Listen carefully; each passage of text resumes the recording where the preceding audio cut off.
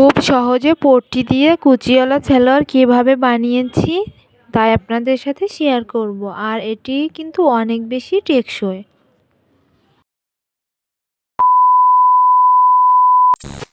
Hello everyone, আসসালামু আলাইকুম। আজকে আমি আপনাদের সাথে শেয়ার করছি কিভাবে আমি কুচি দিয়ে পট্টিওয়ালা সালোয়ার বানিয়েছি। প্রথমেই আমি কাপড়টা সুন্দরভাবে সোজা করে নিয়েছি। এরপর আমি মাজার কাপড় বের করার জন্য 8 ইঞ্চি করে নিয়েছি। আমি এখানে 8 ইঞ্চিতে মার্ক করে নিচ্ছি। এখন আমি শেপ কাটের সাহায্যে সমানভাবে দাগ টেনে নিচ্ছি, যাতে করে কাটার সময় কোনোভাবে বাঁকাতারা না হয়। মাজার কাপড়টা আলাদা করে নিয়েছি। এরপর আমি নিচের অংশটা কাটবো। এরপর কাপড়টা আমি সুন্দরভাবে ভাঁজ করে নিয়েছি। আর হাইয়ের জন্য এখানে 8 ইঞ্চি নিয়েছি। এরপর নিচেও সমান করে নিচ্ছিলাম। নিচে আমি 8 ইঞ্চি পরিমাণ নিয়ে নিচ্ছি।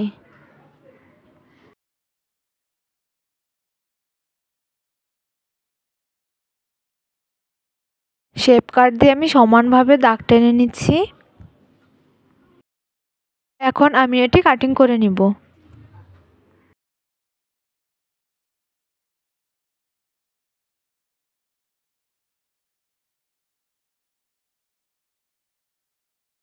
ফাইনালি আমার কাটিং করা শেষ। এরপর আমি মাজার কাপড় দুটো ভাগে ভাগ করে নিচ্ছি।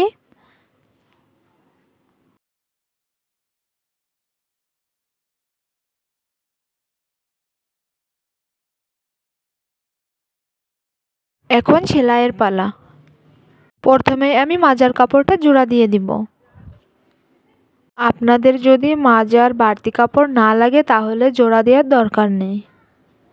আমারটা লেগেছিল তাই আমি জোড়া দিয়ে দিয়েছি।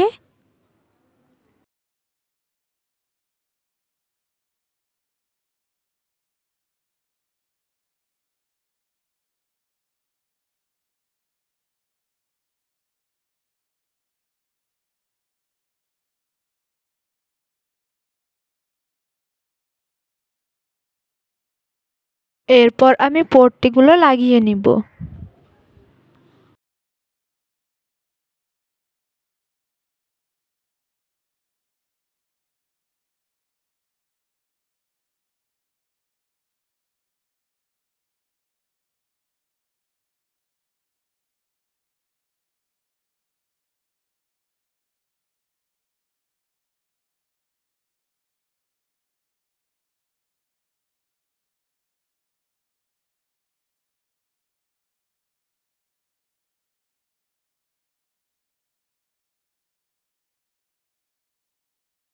এই যে আমার পট্টিগুলো লাগানো হয়ে গিয়েছে।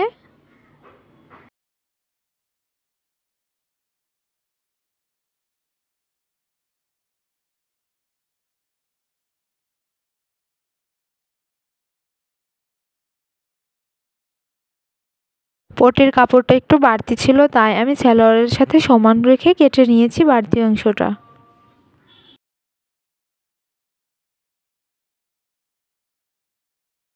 এখন আমি মাজার কুচিগুলো দিয়ে দিচ্ছি আস্তে আস্তে করে।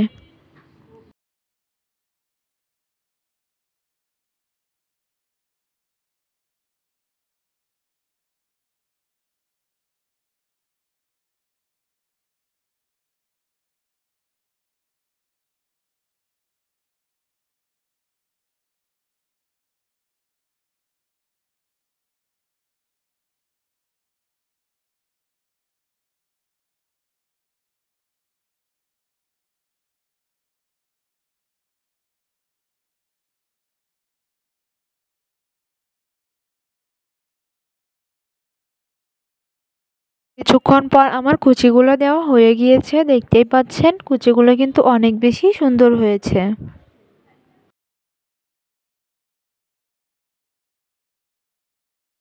কোমরের যে দুটি খণ্ড, সে দুটি খণ্ডই কিন্তু আমি সুন্দরভাবে সেলাই করে নিয়েছি। আর কুচিগুলো কিন্তু অনেক বেশি সুন্দর হয়েছে।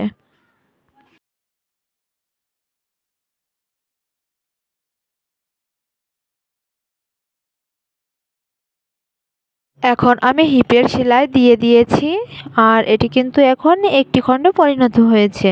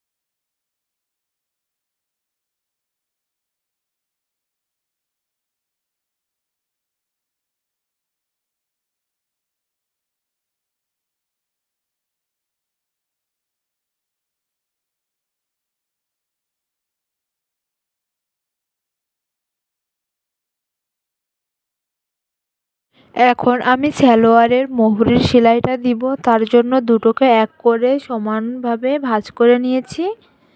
এমন করে ভাঁজ দিয়ে দিলে কিন্তু কোনোটাই ছোট বড় হয় না, তাই আমি এমন করে ভাঁজ দিয়ে দিয়েছি।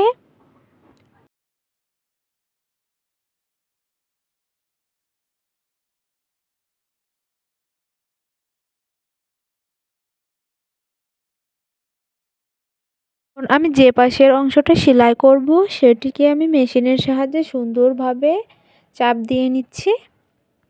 এরপর আমি উল্টা পাশে ছোট ভাঁজ করে সুন্দরভাবে সেলাই করে নিব। আর আমি এখানে কিন্তু বেশ কয়েকটি সেলাই দিব। অনেকগুলো সেলাই করলে কিন্তু দেখতে অনেক বেশি সুন্দর লাগে, আর এটি কিন্তু অনেক বেশি টেকসই হয়।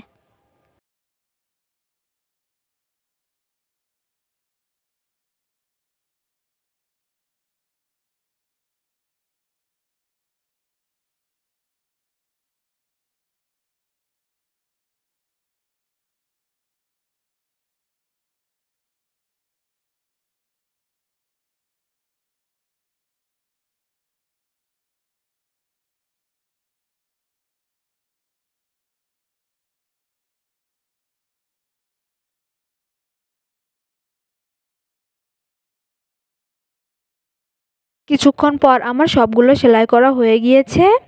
আমি কিন্তু একইভাবে দুইটাই সেলাই করে নিয়েছি, আর এটি দেখতে কিন্তু অনেক বেশি সুন্দর লাগছে।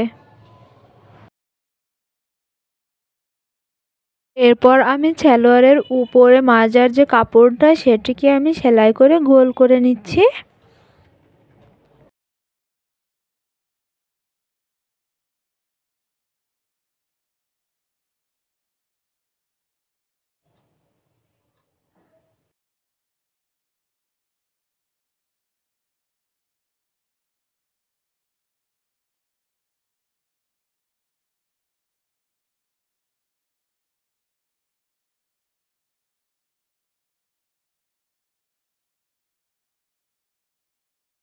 এখন আমি ফিতার ঘাটটি সেলাই করে নিচ্ছি। কাপড়টাকে সুন্দরভাবে দুই পাশে সমান করে মিলিয়ে নিচ্ছি। এরপর আমি দুই পাশটাই সুন্দরভাবে সেলাই করে নিব।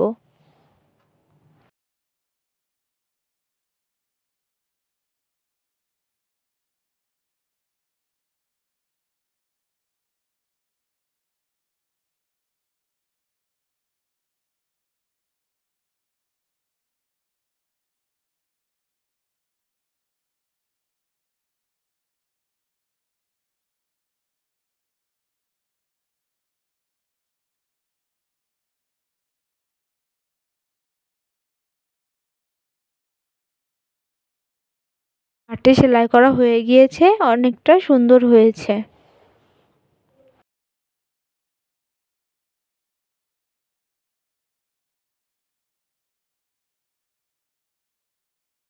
এখন আমি ফিতার যে বড় ঘাটটি পুরো মাজার যে সেলাই সেই সেলাইটা দিয়ে দিচ্ছি, আর এটি দিতে কিন্তু কাপড়টি ছোট করে ভাঁজ দিয়ে ভিতরে দিয়ে এরপর আমি সুন্দরভাবে দিয়ে দিচ্ছি।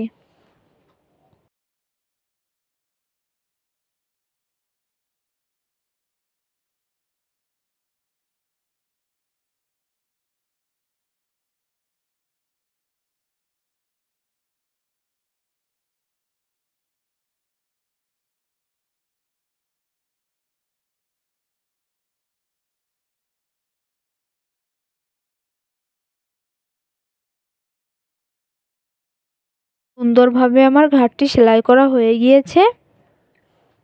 এরপর আমি সালোয়ারের নিচের অংশের সাথে উপরের মাজার যে কাপড়টা দুটিকে এখন কিন্তু এক করার জন্য সেলাই করে নিব।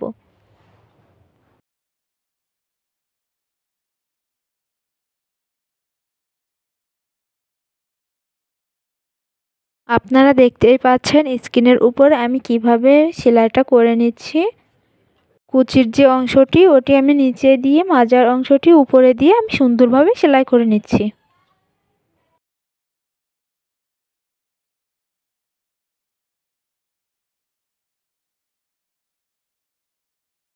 কিছুক্ষণ পর আমার জোড়া লাগানো হয়ে গিয়েছে, দেখেন কতটা সুন্দর লাগছে কুচিগুলো দেখতে।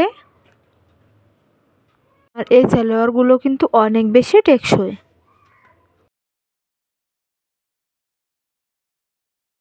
সালোয়ারের নিচের মোহরি থেকে হিপ পর্যন্ত সেলাই করে নিচ্ছি। আর এখানে কিন্তু আমি 1 ইঞ্চি কাপড় বাড়তি নিয়েছিলাম, সে 1 ইঞ্চি কাপড় রেখে এরপর আমি সেলাইটা করে নিচ্ছি।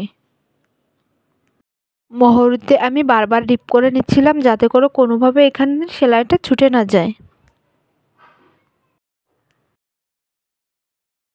আমি এখানে একইভাবে দুই পাশেরটাই সেলাই করে নিয়েছি। আর কিছুক্ষণ পর আমার সম্পূর্ণ সালোয়ারটি কমপ্লিট হয়ে গিয়েছে। ফাইনালি সালোয়ারটি কমপ্লিট হয়ে গিয়েছে। আজকের ভিডিওটি এখানেই শেষ করছি। ভিডিওটি ভালো লাগলে লাইক কমেন্ট শেয়ার করবেন আর আমার চ্যানেলটি সাবস্ক্রাইব করে পাশে থাকবেন। আল্লাহ হাফেজ।